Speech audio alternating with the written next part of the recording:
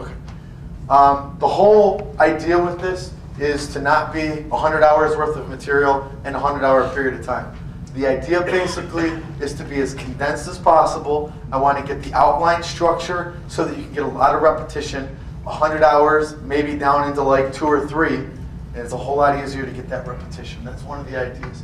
There's so much information, like I was saying earlier, that to get that 100 hours, or some courses are 150 or 200 hours, if you were going to be taking the nutrition course along with it, or some of the other more advanced courses, to get that kind of repetition, you can't see 100 or 150 hours that many times. So that's what we're hoping to do here. All right. So as far as understanding, again, to get that repetition with the philosophy, our premises behind AK, and what we're trying to do. We really want to take all of the body's functions, what it's doing, and improve them, okay? We want to supply any nutrition that's going to be deficient and give it to that body so that it's going to be functioning to the best of its ability.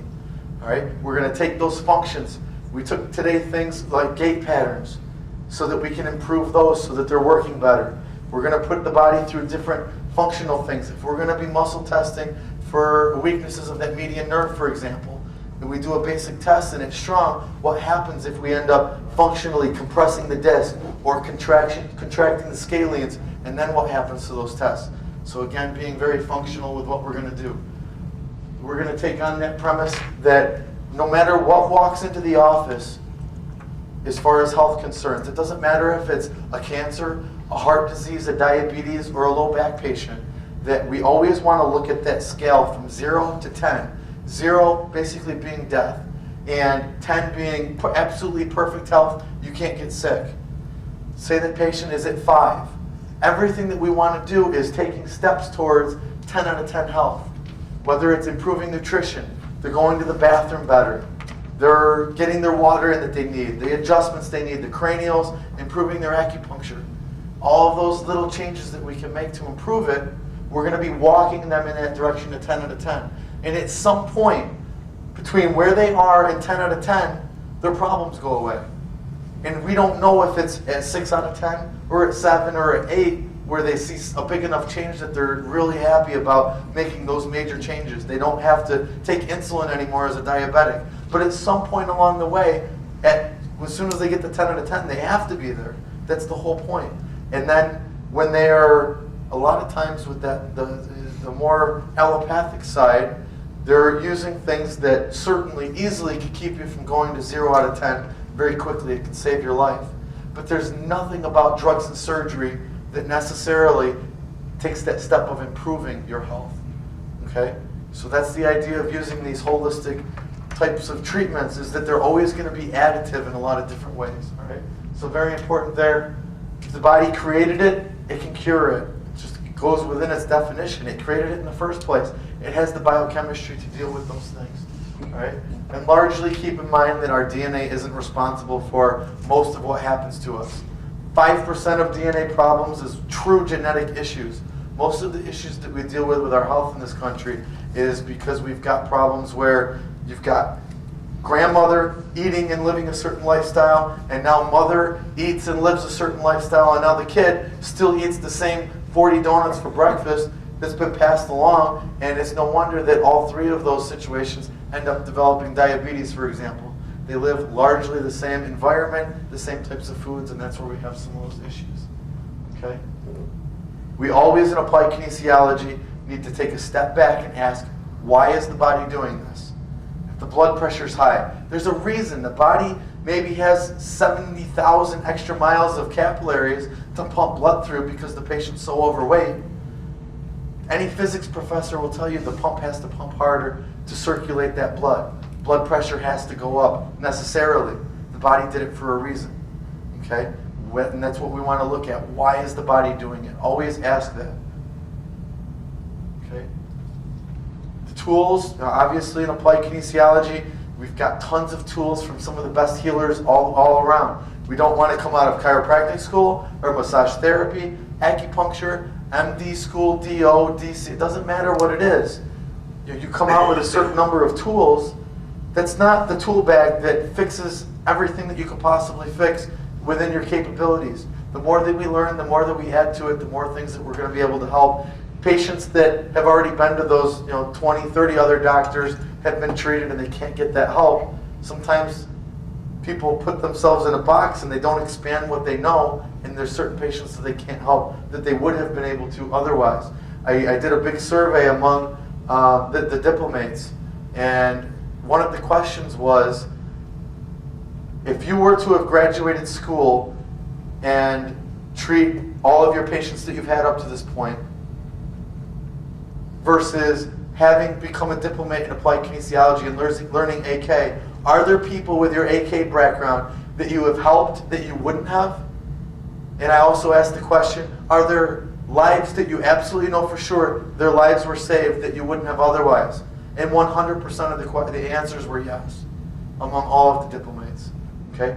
There's a reason for that. We've got a lot of tools that we can help these people. It's not every situation, but the more we know, it just makes sense. It's simple logic. The more you know, the more you're going to help people. And that's where we're coming from. Okay? So the last piece before we get right into the muscle testing is always, always, always make sure that we are testing more things than just the muscle testing. Dr. Goodhart says that if you're going to muscle test, let's say that we're doing it for nutrition, don't believe just the muscle test. And this is like the grandfather of all muscle testing telling you don't just trust the muscle test. He wants you to use your orthopedic and neurological tests, your physical examination, your inspirometry, maybe a JMAR muscle strength testing. We're using a Snellen eye chart. We're testing your visual acuity. Make sure that we're improving. We're decreasing pain, increasing range of motion. We're improving more things than just the muscle test itself. And that's really important. Okay? So our muscle testing that we're going to see, we're going to look at a few different things. This is gold standard muscle testing taught by Kendall and Kendall in all medical schools and all chiropractic schools. All right, we're just going to be refining it in a very important way where we're looking at all of the negative inputs coming into the nervous system and all of the positive inputs saying contract, and what's happening. Are we more positive or more negative? And that's what we're feeling with our muscle testing. Okay? It's not a measure of strength the same way disability is going to be with a disability muscle test. This is that neurological phenomenon we're seeing with that net positive versus negative input. We want to make sure that we're always approximating the origin insertion the way we always are in Kendall and Kendall muscle testing. We want to make sure that we're not using bony contacts. The more of a bony contact, we're stimulating periosteum. It's going to create weakness, always. You'll get global muscle weaknesses when you induce pain like that. Okay? There's no need to overpower the patient. We always want to make sure, as we're muscle testing, the patient's going to contract, they're going to initiate, and then you're slowly going to increase your pressure for a few seconds. All you're feeling for is that neurological lock. As you're increasing your pressure, if it doesn't move, that's good. That's what we're looking for. As you're slowly increasing, if that muscle's wavering and it's going down, continue increasing your pressure. That's the weak muscle you're looking for. Right? Make sure you stabilize the patient. We've seen a lot of times in class where we'll start muscle testing and you kind of stabilizing, but the patient's body's coming off the table. You haven't stabilized them well, and they're showing weak because of that, or they have to recruit a lot of other muscles to be able to hold those positions. Stabilize well, not over very specific bony contacts, so that we're not creating pain. Okay? Be aware of your own operative prejudice. If you're muscle testing and every time you're just saying, "Oh, well, this has got to be weak," and almost like you're forcing that upon the patient. You should occasionally, I think this muscle's weak. No, it's pretty strong right now. Maybe we need to do some other things. It looks like it's weak. When they're walking, it looks like they're weak. It's not functioning properly. Maybe I need to stretch the muscle or overly contract the muscle and maybe bring out some of those weaknesses that we've seen. All right? Making sure that the patient isn't going to be changing the parameters, holding their breath. They're not contracting other muscles. They're not touching other areas of the body, taking in other information. Very important. Okay? And we want to make sure, again, the patient initiates that contraction, they start, and then you start. Because if you start first, you're going to make any muscle test look weak. The first one is going to be our major clavicular. Okay, so we're going to bring the arm up. We want to make sure we're placing the arm where we want. Like all of our muscle tests, patients will tend to put it in the position that they want, that they're the most neurologically capable of holding it. Internally rotate. I'm going to stabilize, have the patient pushing against my hand. They initiate, and that's the position. She's bringing it towards the midline as I'm trying to push the body in this position. Okay? Next, I'll have you flip over and go face down for me. The hamstrings. Okay? We want to make sure that we're not completely at 90 degrees, and we're not going to be really super low. About 45 degrees, a straight arm. This is the one muscle we can stabilize right over the muscle belly so that we don't cramp. We're going to be having the patient push up into the hand, and we increase our pressure. That's the basic hamstring test. I can go into the different divisions. I can bring the toes towards the medial side, which is going to test my medial hamstrings. I'll bring the leg out laterally, toes in medially. That's my medial hamstring. Exact opposite. Toes come laterally, leg in is my lateral hamstrings, and I'm muscle testing there. Okay. Next one, I'll be flip over and go face up for me. It's going to be our psoas. Okay. First off, it's going to be flexing and abducting. Externally rotate, and we want to make sure we get plenty of stabilization. Not right over the ASIS where we're creating pain, right over the leg. We'll have the patient pushing up into our hand, testing that psoas, relax, pushing down. Okay? Now, this is going to be more of the lumbar division of the psoas. Relax will be more of the thoracic division, and even lower, our diaphragmatic division of our psoas. Not as one of our muscle tests, but usually we'll test this together. We can test our pectineus in this position. Okay, coming straight down in this case, and still externally rotated in this position. Straight up is going to be our iliacus. So we've got pectineus, iliacus, lumbar division, thoracic division, diaphragmatic division of our psoas, just like that. Okay, let's flip over again. Our gluteus maximus. It's important to see here, we're going to bring our leg up. A lot of times the patient will want to bring their leg down to engage more of their hamstrings. We want to keep that out. So we're going to have the leg here. We're going to have the patient hold this position, stabilize, and we're holding and pushing down so that the patient can hold that position. Looking that they're not rocking their whole pelvis, trying to bring in other muscles at the same time to test our gluteus maximus. Popliteus. We can do this laying face down or up. The basic idea, we want to stabilize our foot, our ankle, so that we're not getting inversion and eversion, a lot of plantar flexion and dorsiflexion. We want to keep it as flat as we can, and we're going to be in line. We want our line of drive to be going from that medial aspect out laterally, bringing the foot out here. So the patient's going to hold this in, push, good, and I'm bringing it out laterally. That's our popliteus. The next one, why don't you sit up for me and face everybody, is our deltoid. With the patient's hand off, we're going to keep the shoulder low and bring this up. This is going to be our middle deltoid, stabilizing on the opposite side, pushing up.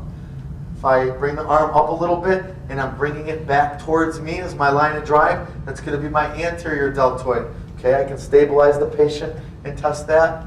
Opposite, internally rotate. The posterior deltoid, pushing down with my line of drive, stabilize and push the arm down that way. Okay? Teres Major. There's two ways that we can do this. We've got our external rotators and internal rotators of our arm. External rotators, we've got infraspinatus and Teres Minor. Teres Major is an internal rotator. So I can, down in this position, as I'm trying to bring the arm into external rotation, as she's contracting, internal rotation, test it this way. Now, a lot of times with the patient lay face down, we'll test bilaterally together for our fixations. So we'll have the patient make a fist on both sides so they're not therapy localizing. Bring the elbows up together. We'll cross our arms so the line of drive is correct, trying to relax. Separate the arms like this as she's trying to hold her elbows together. Okay, you can let that relax. In this position, the lower trapezius. We're basically going to have the patient in that thumb up position, stabilizing on the opposite side as she pushes up into my hand, testing that lower trapezius. Okay? Why don't you go ahead and sit up for me. We can do our neck flexors as a group. We want to have that Detroit position. Okay? Flexing the head and stabilizing, hold, and don't let me pull up. Good. The neck flexors as a group. A little bit of rotation.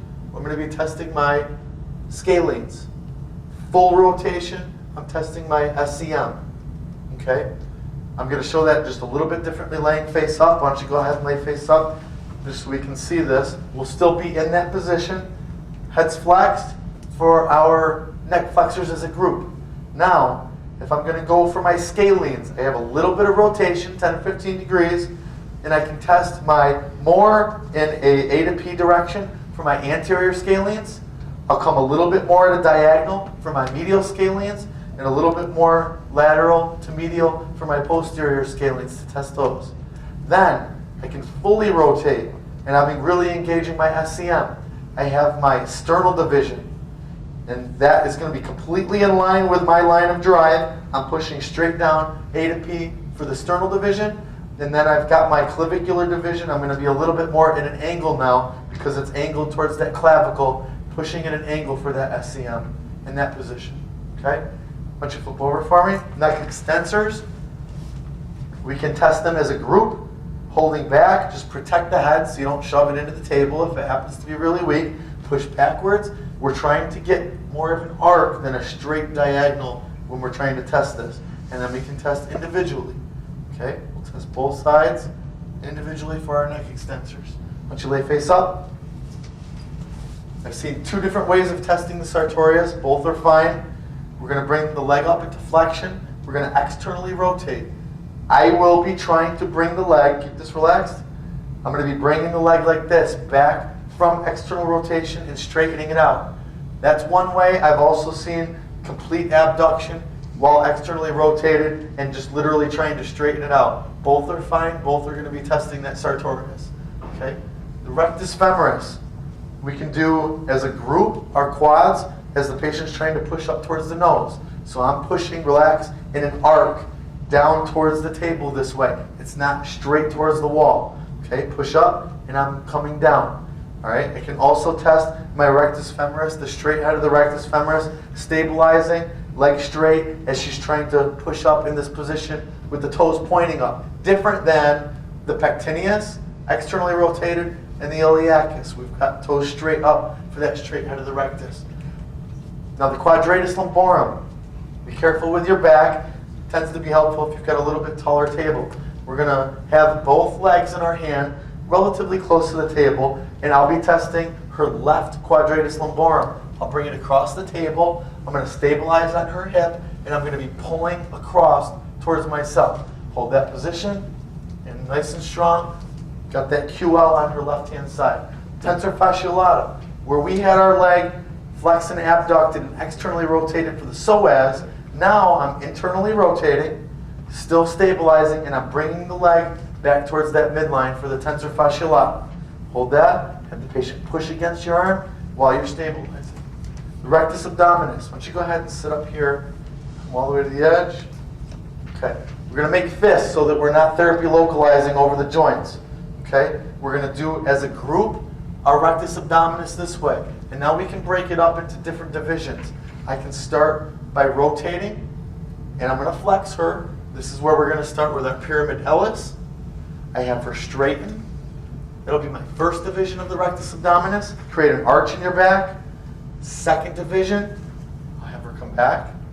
Third division, and fourth division from this position. And then I'll have her come back up. We'll stay in rotation.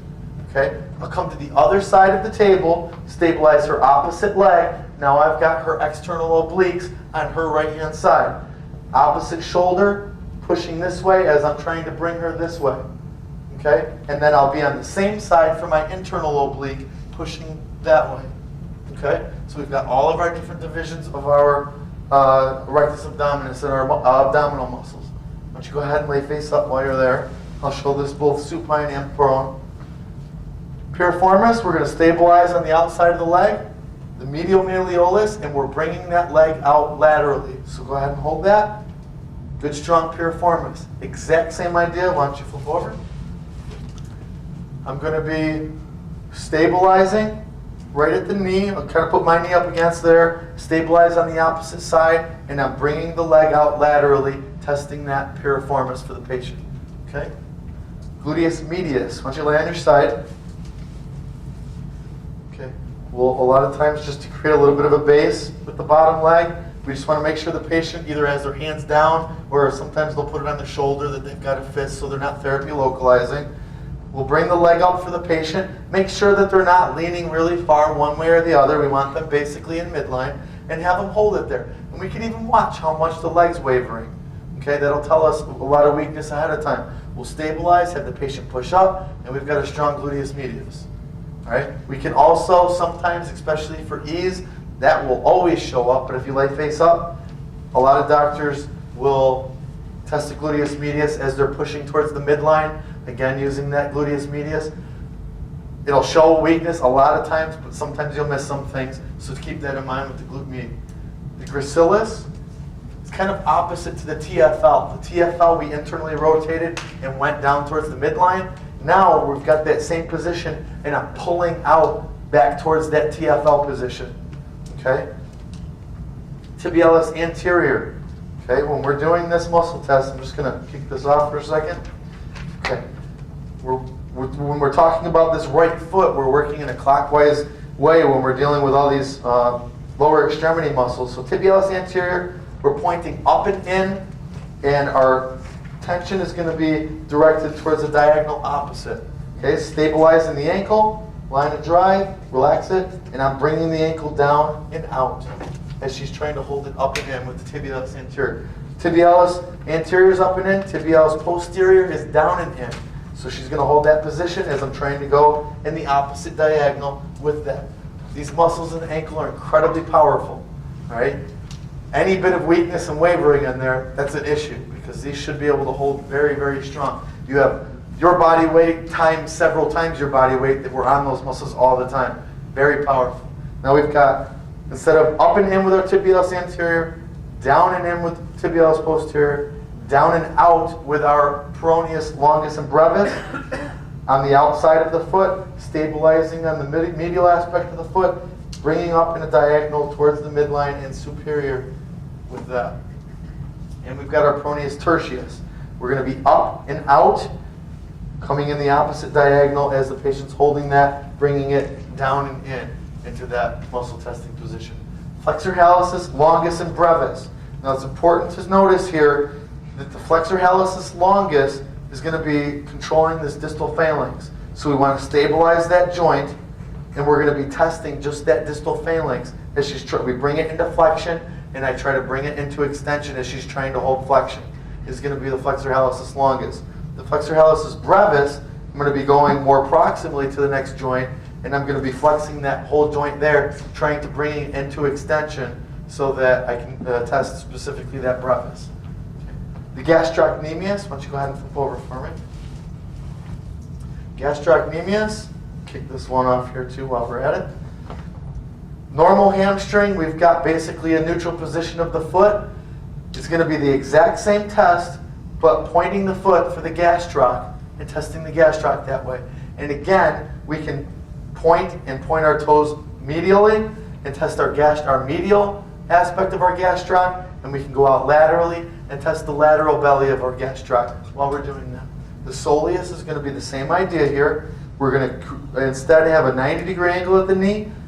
We're going to plantar flex the foot, and I'm going to be trying to bring her down into dorsiflexion as she's going to be holding that plantar flex position for testing soleus. Adductors, why don't you lay on your side again? Here, we want the line to be in a midline and not turned in a lot of different crazy positions. We'll bring both legs up.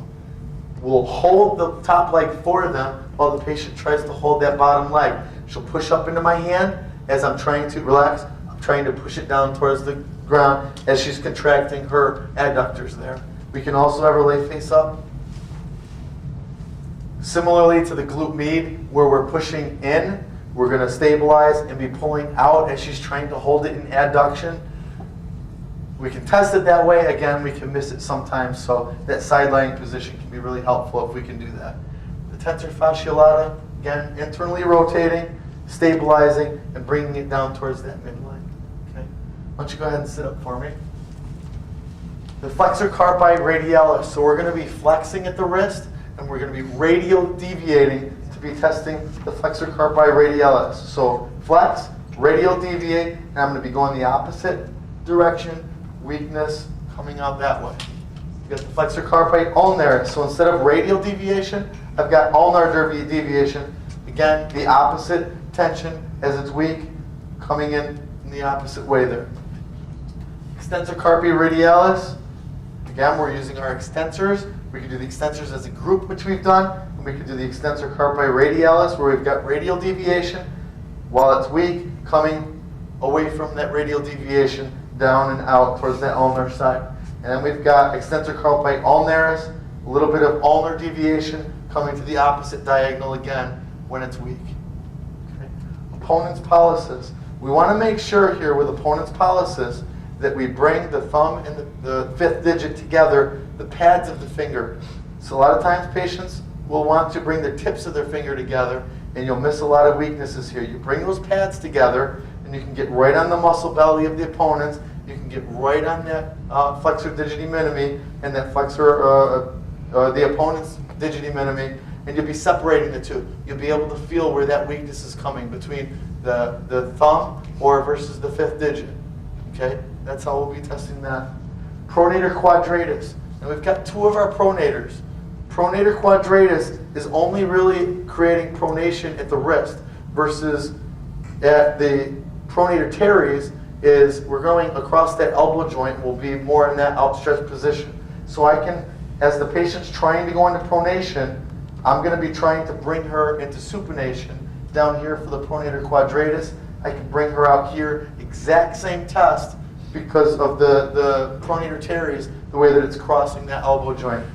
Okay, as we straighten that out. The biceps, we'll test this in a couple different directions. Just our basic bicep test, stabilizing, pushing down in that forearm, trying to extend the arm. Okay, it's going to get more of our basic overall bicep test.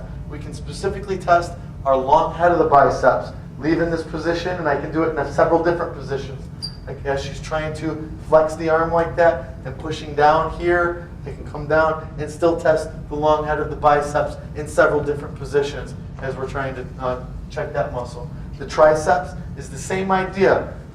We're going to do a basic tricep test where we're going to be testing the triceps in the back as we're trying to bring it this way and the patient's extending the arm. I can also have the patient extend the arm. I'm pushing down in the long head of the triceps, testing it this way as I'm trying to push her arm in this direction. Okay? Brachioradialis, this is the beer drinking muscle. Okay? Thumb up, almost like you're holding a can. All right? As I push down, you can see the brachioradialis pop right out, and that's the position I'm in versus my biceps that I'm going to be testing this way. I've got that thumb up position here, doing the brachioradialis. Supinator. Now supinator, patient's trying to supinate the hand. So I can put her in pronation as she's trying to supinate, and I'm going to try to go the opposite direction. Go ahead and hold that. Push externally rotating as I'm trying to go the opposite direction. Testing that supinator. Pronator Teres, I already showed that one. Upper trapezius. Now this one's an important one to make sure that we're doing right, and we saw that with our gait testing today. We want to make sure if we're testing this trapezius, the patient raises their shoulder, ear to the shoulder, rotated away. We'll be reaching over the top, stabilizing that shoulder, and relax. We'll be separating the two. All right, that's what we're looking for. Too many times they try not rotating, they just hold that ear together, and sometimes patients will just push from this position, and you'll miss a lot of weak upper trapezius muscles because of that. Okay, supraspinatus.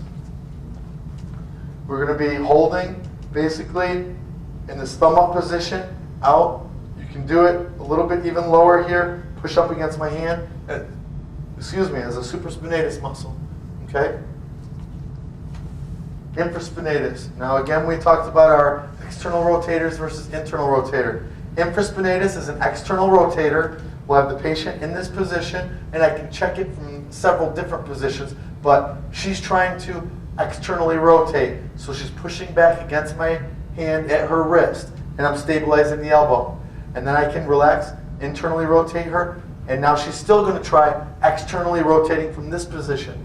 And now I can even internally rotate it, and she's still trying to externally rotate from that position. And I can really strain that muscle from a lot of different positions and see and bring out weaknesses that she may have been able to hide that I can uncover based on those different positions for external rotation.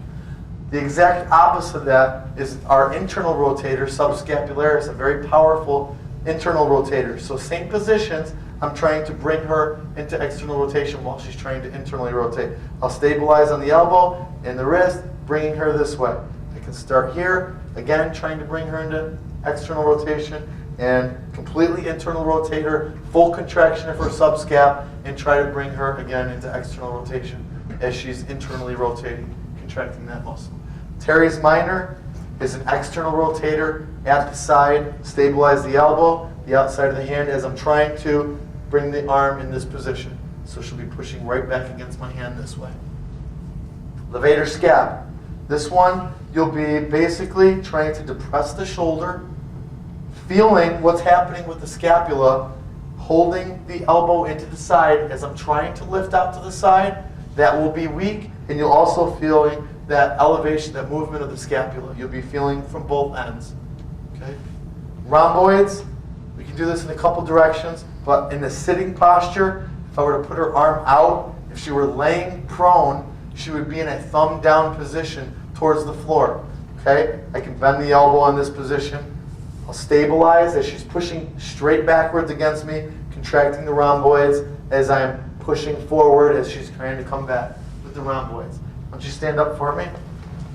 Easy to show the lat this way. We'll be internally rotating the arm as she's trying to hold it into her side pocket, and I'm trying to relax, pull outwards. Okay? Pec major sternal. Why don't you lay out? Face up for me.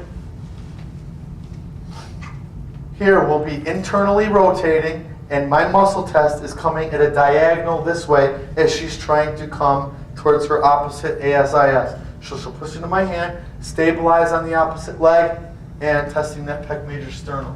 Pec minor, a couple ways of testing this. One is you simply can just lift that shoulder up off the table, stabilize on the opposite side, stabilize on the opposite shoulder, and pushing straight down to test that, the pec minor.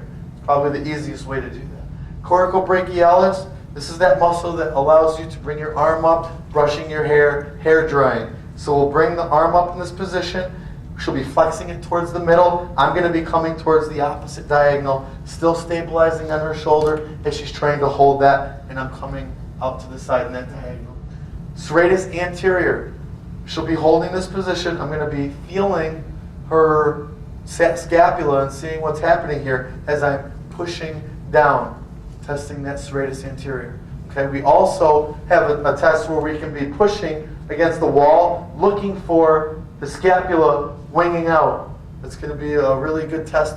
That's what we're feeling back on the scapula. Do we have any of that winging because of a weak serratus anterior? Subclavius doesn't have a very specific muscle test. This is one that will maybe test a tensor fasciolata, let's say. Okay, we've got a strong muscle in this to start. We can have the patient therapy localized right underneath the clavicle on that subclavius, looking for a strong muscle to go weak. We can use any muscle to do that. Okay? Okay, you can go on and have a seat. Now that more or less covers all of our muscles that we have to know in applied kinesiology to do what we're going to be doing. All right? Now to start running through, I should time out for just a second.